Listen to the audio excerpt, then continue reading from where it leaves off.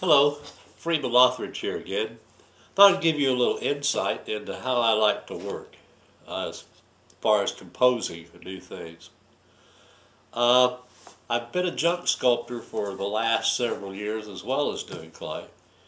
And I've developed a way to work with the junk sculpture that is spilled over into the clay. And that I take shapes and pieces and put them together to come up with a final sculpture.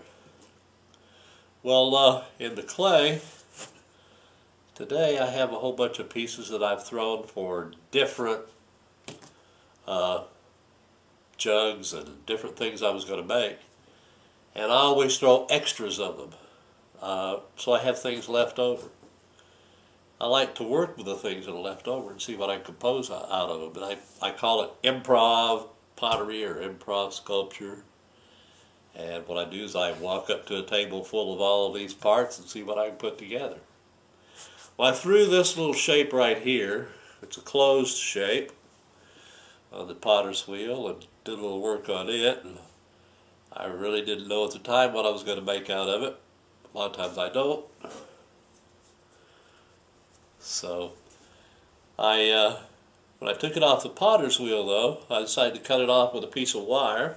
So I cut it off with a wire, so it has a neat little pattern there. I'm not sure why I did that at the time, probably just to see that neat little pattern there. So anyway, it leaves me with a shape that you can't really stand this way, so I decided to stand it up this way. I haven't made a teapot in a very long time, so I decided maybe I'll make it into a teapot. So the original idea was I was going to make me some little feet like this. Something similar to that. I was going to stand it on these little feet, sort of like that. And I threw a spout, and of course the spout would go up here, be cut off and put on that way. Well, at the same time that I had this piece, I threw this other piece. This is going to be a gnat-eating plant that'll be inside of a planter. So I threw a bunch of these little pod shapes. I'll split those open and put teeth in them and eyeballs and all of that. They'll be sort of hanging around here, maybe something in there. So I have all of those pieces. I have this piece here. Now I've got this guy here. So I started working on different ways to compose it, different ways to put things together.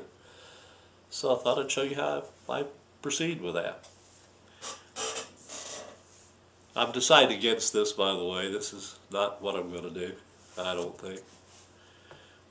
I think what we will do, if I can get this out of the way here, I'm going to take some of these little pods and create me a base, something like that, maybe, huh? Okay, with a tripod base, okay, about like that. Then I think, of course I'll have to trim these off so that they fit well. I think this is going to sit on top of those, huh? What do you think? Something like that. I think that's looking better already. Looks kind of bizarre. A bizarre teapot. I like it. Has that whole plant sort of thing going for it. Well, then I'll cut off this and put it on and yeah. That's, well, not that one, but we'll do one similar to it. Or a spout. But again, this leaves you with lots of other possibilities to explore and creatively play with. So we can compose a bunch of different things, just starting with this. Yeah, how about something like that? Maybe it's got something like that on top of it. That's kind of an animalistic looking thing there. I don't know. Something like that. That's sort of a horse and rider looking thing, huh? Or this is a spout deal. Was left over. How about that? It's a little drop-in lid that I was going to make for the teapot, but I probably won't. Maybe it could go up here. What do you think about that? Okay. Again, both the animalistic thing.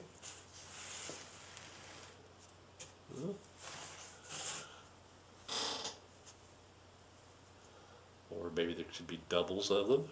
There's a little one. A little double of them here, something like that.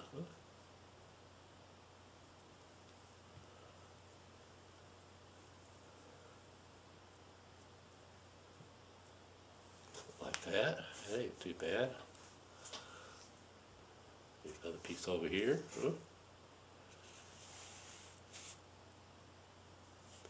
Well, anyway, that's how I go about building some sculptures.